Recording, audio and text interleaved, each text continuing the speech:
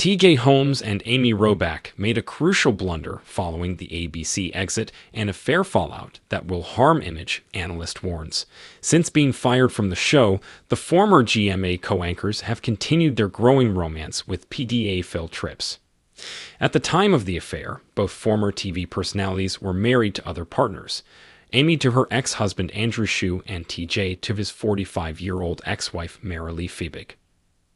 After a lengthy sabbatical from the daytime TV program and the initial revelation of their affair in November 2022, they were formally fired in January. Since they were kicked out, Amy and TJ's relationship seemed to have only gotten better. They were captured holding hands while taking a romantic stroll on a date night, running around Manhattan together, and sharing a kiss over lunch at an outdoor cafe. Chief executive of renowned PR agency Goop, Edward Coram James, exclusively discussed their PDA-filled public outings with the U.S. Sun. While Coram James mostly attributed the wider crisis and the lengthening of the story of their affair on ABC's efforts, he also pointed out that TJ and Amy did not fulfill their roles.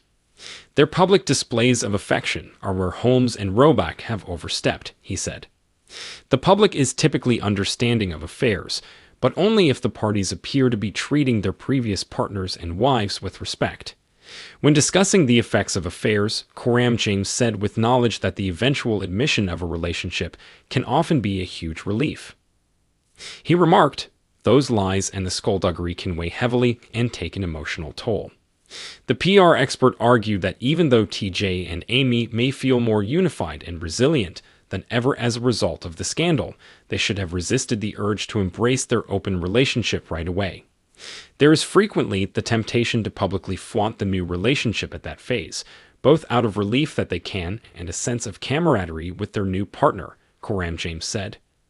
Being joint recipients of controversy can make people put on a united front. But this never works out. It provides the public with a reason to criticize their behavior, more material for the press, and a visible cue to emphasize the potential impact on the ex-spouses. He continued by saying that the former anchors would have been advised to maintain a low profile for a period if his firm had been their legal counsel. If we were representing them, we would have told them, in no uncertain terms, to keep a lid on any public displays of affection for 6 months after the story broke, the man stated. The PR specialist claimed that by letting the pair go, ABC contributed to the scandal's worsening.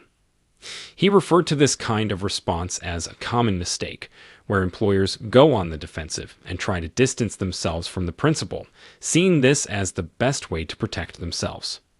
But this rarely works, he adding that by parting ways, the network and the leadership are once more endorsing the notion that a crisis exists and exaggerating the severity of the situation. There was no need for a controversy to develop. Despite the fallout, he said, the two will be fine. They both have tremendous talent and are well-respected anchors, so their misbehavior is far from irreparable. They will be given extra job. The perception that this was not a whim-driven romance, but rather one developed out of genuine devotion, will be strengthened by the fact that they appear to be truly happy together. The public will readily pardon them.